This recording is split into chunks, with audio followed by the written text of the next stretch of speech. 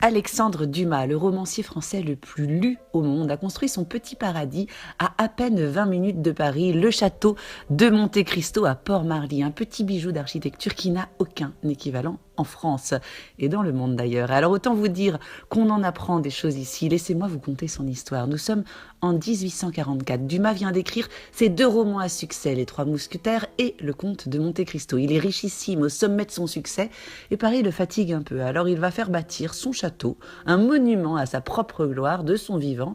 Il choisit pour cela une petite colline perchée avec une forêt de 9 hectares seulement et une vue imprenable sur la Seine. Il engage le plus grand architecte du moment qui travaillait à l'époque sur un chantier pour la cathédrale Notre-Dame de Paris et il lui confie son rêve.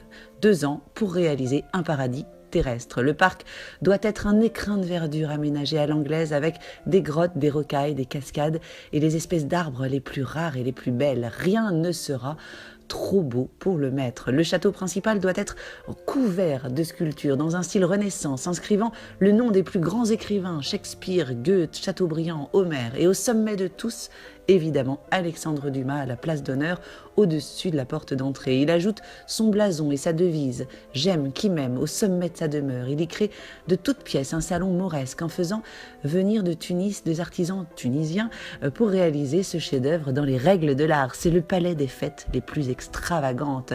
Et puis il y a aussi ce petit castel gothique entouré d'eau qui sera son cabinet de travail. Il l'appellera le Château d'If. Il y fera inscrire le nom de 80 de ses chefs-d'œuvre dans la pierre et ajoutera son chien à l'entrée. Il y travaille de 10 à 14 heures par jour. La légende raconte que lors de sa crémaillère en 1847, le lendemain de son 45e anniversaire, eh bien, il invitera 50 amis, 600 personnes se joindront à la fête. Mais 1 an plus tard, Dumas devra quitter les lieux. À force de fêtes extravagantes et de démesures, il est ruiné. Il vendra son palais pour s'exiler en Belgique. Ici, vous en prendrez plein la vue. Vous ressentirez l'énergie débordante de cet écrivain de génie. Vous apprendrez qu'il était en réalité petit-fils d'esclave. Ses grands-parents s'étaient d'ailleurs rencontrés à Monte Cristi, en République dominicaine. Son père fut le premier général de couleur dans toute l'histoire des armées d'Occident et son véritable nom de famille n'est autre que David La Pailletterie, d'où sans doute les 2 D entrelacés sur son blason monumental au sommet du château.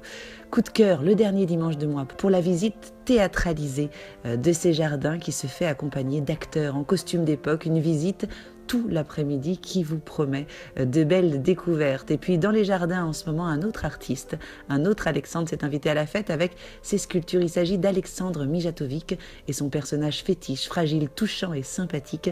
Une promenade bucolique à la rencontre de statuettes attachantes et pensives. C'est jusqu'à mi-septembre.